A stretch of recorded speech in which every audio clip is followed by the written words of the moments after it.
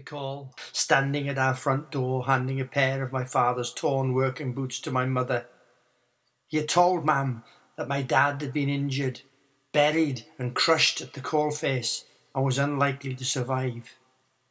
He'd suffered serious crush injuries to his chest and torso, multiple fractures to his spine and lower limbs. Yet against the odds, he survived. His doctors agreed it was a miracle. I later learned that he'd saved the life of another miner's apprentice. He was a tough, gentle character who enjoyed a pint of ale and enthusing about the beautiful scenery that surrounded the valley, and reflecting on the abject poverty he witnessed during several years involved in the Burma campaign. He loved nature and people and was respectful of cultural differences. When he died, we honoured his wishes and returned his ashes atop the hillside where he played as a boy, overlooking his home and the pit that threatened to prematurely bury him.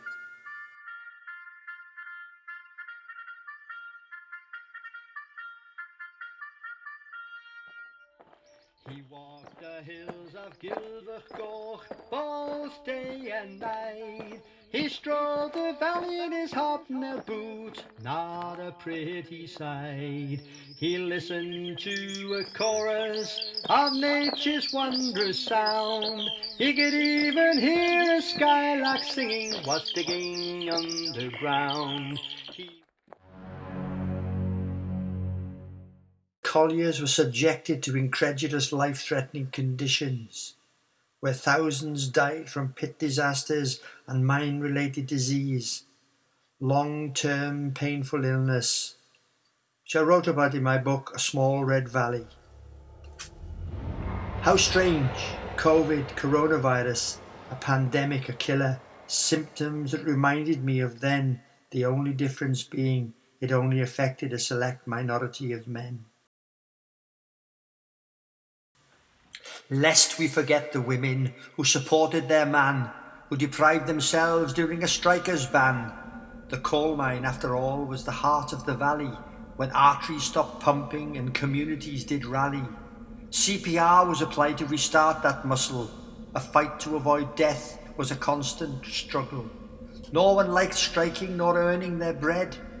Families were suffering, moribund, half dead. Less food on the table caused everyone grief, except those mine owners who ate their roast beef. Derisory offers for better conditions turned down by the miners and union conveners. An army in revolt, historians would say, attacked by the system for demanding more pay. Outrageous, said Whitehall. What do they expect? More pay? Miners and their families, salt of the earth. It was not just about money, but what they were worth. Shame on those owners who were much more than able to share some of their wealth to put bread on the table.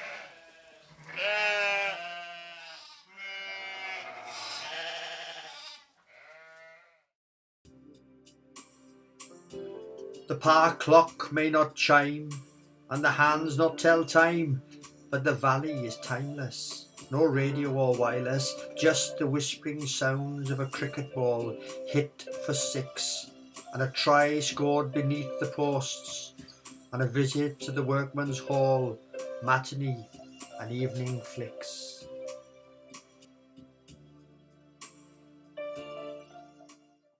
Windmills and waterfalls, green meadows and all.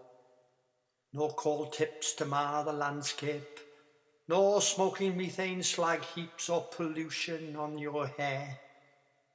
The colliers and their offspring once walked the hillside paths, simply to enjoy pure unadulterated Welsh air. Yes, for us oldies, nostalgia still prevails, recalling all those memories, tells us how much the land has changed. But what about the mining folk, whose families we recall? The colliers, the teachers, the chapels, social club secretaries, committees, welfare park, and all. Die young boys and girls. The tales are endless, numerous heroes and pitfalls, humorous above all else. That's what it means to be Welsh. So before attempting to pronounce Gilfach Goch, firstly ensure your throat is clean.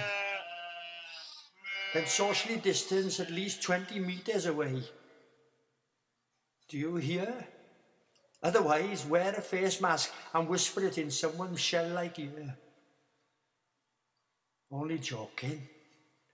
So keep your distance. Fairness and respect was the mantra. Of course, Gilfach Goch was tough, and not all were deemed angels, and some were downright rough. Let's not forget the women folk, the backbone to the boys.